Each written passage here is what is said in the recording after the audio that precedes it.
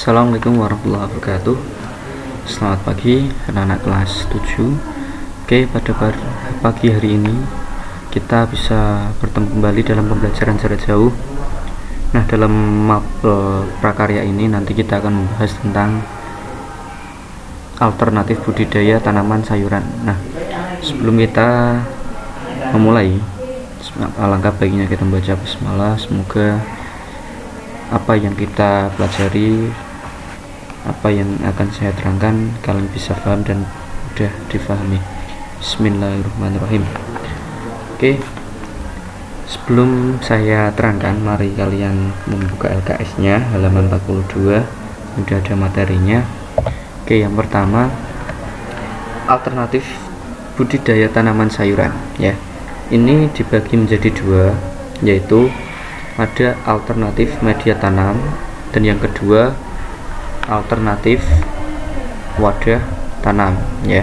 Ini yang pertama, ini yang kedua. Oke, yang pertama yang akan kita bahas yaitu alternatif media tanam, ya. Banyak alternatif media tanam yang bisa digunakan untuk menanam sayuran, ya. Tanaman sayuran dapat ditanam dengan menggunakan media tanam kerikil, pecahan bata dengan nutrisi, zat hara dari lautan nutrisi, ya. Oke. Kemudian salah satu teknik yang sering dipakai kebanyakan orang atau pemuda yaitu media hidroponik. Nah, jadi hidroponik sendiri adalah tanaman yang media tanamnya bukan berupa tanah, jadi tidak hanya berupa tanah, ya. Jadi bisa berupa pot, peralon dan sebagainya. Teknik menanam yang satu ini biasanya menggunakan media air. Nah, jadi tanamnya menggunakan air, ya, fokusnya. Oke, jadi dapat dilakukan dengan tanpa media tanam itu. Oke, kemudian ada beberapa jenis tanaman yang dapat tumbuh subur dengan menggunakan teknik menanam ini, ya, hidroponik ini. Ada pula yang tidak. Jadi ada beberapa tanaman, ya, jadi yang bisa tumbuh subur ketika di hidroponik, dan juga ada yang tidak. Nah, jadi ada beda-beda, tidak semuanya. Misalkan semangka atau melon itu tidak bisa, anak, ya. Jadi seperti macam tomat, cabai, dan yang lain-lain, sawi itu juga bisa, ya. Namun secara garis besar, tanaman secara hidroponik ini mampu menghasilkan tanaman yang sehat. Pasalnya, tanaman hidroponik tidak memerlukan herbisida ataupun pestisida yang beracun. Nah, jadi tidak sama seperti tanaman-tanaman yang di persawahan atau di pertanian yang lain. Nah, jadi tidak membutuhkan obat-obat yang terlalu banyak, jadi bisa mengefisiensi biaya ketika bercocok tanam, gitu. Dan tanaman hidroponik juga tidak membutuhkan banyak air, tidak perlu melakukan penyiraman seperti tanaman yang ditanam pada media tanah. Nah, jadi tidak perlu penyiraman yang berlebih, ya. Jadi sewajarnya sedikit air seperti itu. Oke, selanjutnya paten soal, ya, yang nomor 1 dan 2. Nah, silakan nanti kalian kerjakan. Yang pertama, nomor 1, alternatif budidaya tanaman sayuran dibagi menjadi dua, yaitu A, media tanah dan wadah tanah, B, media tanam dan wadah tanam, C, media semprot, D, media menggantung. Oke, soal nomor 2. Media tanam dalam menanam hidroponik biasanya menggunakan media A, tanam tanah, B, semprot air, C, tanam air, D, semprot tanah. Ya, itu soal nomor 1 dan 2. Oke, kita lanjutkan ke materi selanjutnya. Jenis-jenis metode penanaman hidroponik. Nah, ini jenis-jenisnya. Yang pertama, hidroponik kultur agregat. Teknik penanaman hidroponik ini menggunakan media pasir, kerikil, sekam padi, arang, dan bahan-bahan yang sudah disterilkan atau dinormalkan dari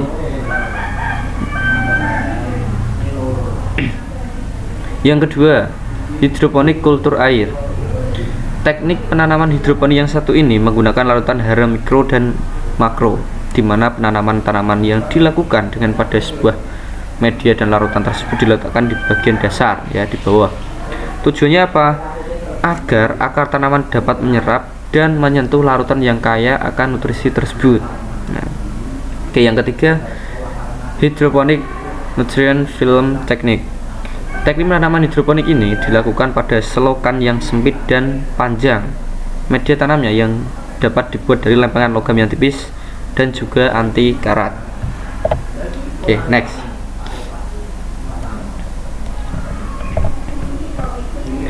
Unsur penting yang harus diperhatikan. Nah, ketika kalian ingin mencoba membuat budidaya hidroponik di rumah, ya, ini ada unsur-unsur yang harus diperhatikan. Ya, tidak ala kadarnya seperti ini, tidak bisa, ya. Jadi ada poin-poin yang harus diperhatikan, dan ini sifatnya sangat penting. Yang pertama, media tanam. Nah, ini medianya biasanya berupa benih yang akan kalian tanam. Unsur media tanamnya yaitu menggunakan media tanam dengan kelembapan serta unsur hara yang cukup. Nah, dengan begitu terbebas dari zat-zat beracun atau berbahaya bagi tanaman. Nah, jadi disterilkan dulu, dilembabkan media tanamnya untuk persiapan nanti ketika mau ditanam, ya. Oke, yang kedua, air. Nah, ini yang paling penting, karena sebagai faktor utama dalam hidroponik tadi, air adalah unsur paling penting untuk tanam hidroponik untuk mendukung pertumbuhannya. Nah, jadi kalau tidak ada air nanti akan mati, tidak bisa subur. Nah, ini faktor yang paling penting. Oke, yang selanjutnya, unsur hara. Unsur yang tidak kalah penting juga dalam tumbuh kembang hidroponik. Tanaman hidroponik memerlukan nutrisi yang cukup, ya, agar dapat tumbuh dan berkembang dengan baik. Oke, nah selanjutnya oksigen. Unsur lain dalam penanaman hidroponik yang perlu diperhatikan yaitu kadar oksigennya, ya. Hindari sebaik mungkin agar kadar oksigen pada tanaman hidroponik rendah. Nah, jadi kadar oksigennya harus baik, ya. Jadi diatur sebaik mungkin, tidak terlalu pengap dan yang lain, ya. Terlalu lembab juga tidak baik. Oke. Selanjutnya, nah ini tahapan-tahapannya. Ketika kita sudah tahu unsur-unsurnya, ya, yang akan kita lakukan, sekarang kita tahapan-tahapannya, step by stepnya, urutannya, ya.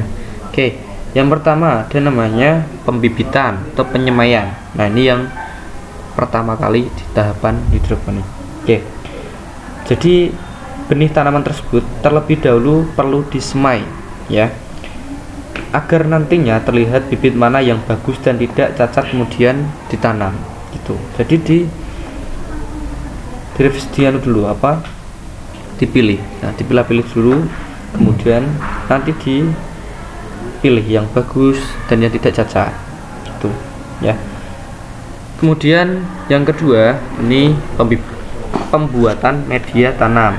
Nah, untuk medianya ini terserah, ya, mau dibuat seperti peralon bisa, mau seperti pipa bisa, atau bahan-bahan yang sifatnya simple, ya, botol minuman juga bisa, peralon dan sebagainya, ya, yang mudah. Intinya tanaman ini tidak membutuhkan lahan yang banyak, ya, itu simpel.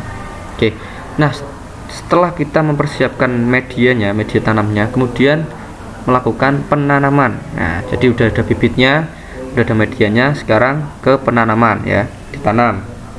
Oke, setelah media dan siap, kemudian ditanam di tempat tersebut. Nah, kemudian ketika setelah ditanam, kemudian perawatan. Nah, ini faktor yang paling penting untuk dan finishing terakhir, ya. Jadi ketika sudah ada bibit kemudian ditanam, nah sekarang perawatan. Kalau nggak ditanam percuma, ya. Kita sudah melakukan penyemaian di bibit tersebut, kemudian kita tanam, menyiapkan medianya, terus kita tidak rawat, itu percuma. Nah, jadi harus ada perawatan. Nah, ini, ya. Oke, yang selanjutnya, nah ini hasil-hasil tanaman hidroponik, ya. Nah, yang contoh-contohnya sudah ada di sekeliling kalian, di warung-warung, di itu ada semuanya. Yang pertama, selada, sawi, kemangi, paprika, tomat, cabai, timun dan lain sebagainya, banyak sekali. Nah, ini merupakan contoh-contoh yang bisa kalian budidaya di rumah kalian, bisa kalian tanam. Nah, ini. Nah, misalkan Pak, semangka atau melon itu bisa enggak? Nah, itu tidak termasuk dalam media ini. Nah, jadi berbeda karena sudah saya bilangkan di awal, tidak bisa dibuat di hidroponik karena sifatnya memang mini, ya. Tuh. Oke.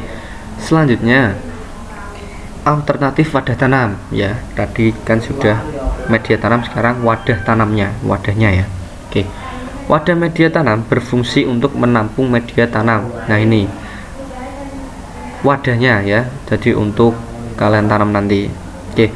Wadah tanam merupakan tempat yang terbatas untuk menampung media dan nutrisi bagi tanaman. Nah, jadi ada media-medianya, nutrisinya apa semua tadi, unsur dan sebagainya itu nanti ditampung di wadah tanam ini.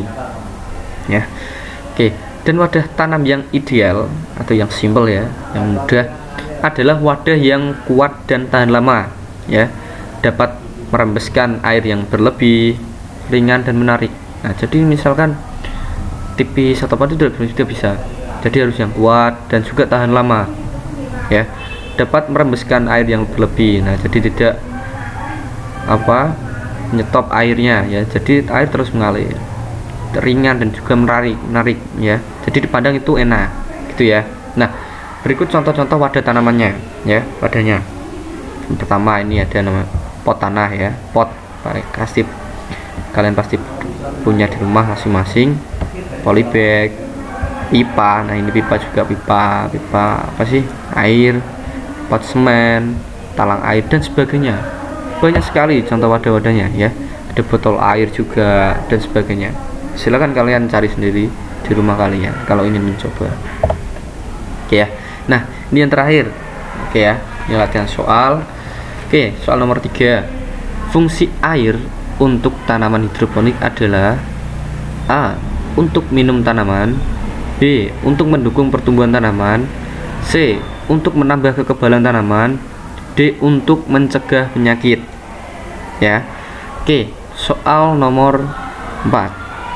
Berikut ini termasuk hasil hidroponik ya, hasil hidroponik kecuali A. Sawi, B. Tomat, C. Semangka, D. Cabai. Oke ya, sekarang soal nomor terakhir, nomor 5. Di bawah ini termasuk kriteria wadah media tanam yang ideal kecuali A. Kuat dan tahan lama, B. Lembut, C. Ringan dan menarik, D. Dapat merembeskan air. Oke, nah itu ya anak untuk materi prakarya pertemuan ke-7 ini. Nah, silakan nanti kalian kerjakan soalnya di Google Form yang linknya ada di bawah video ini. Tetap semangat belajar di rumah, jaga kesehatan, tetap patuhi protokol kesehatan. Sekian dari saya. Wassalamualaikum warahmatullahi wabarakatuh.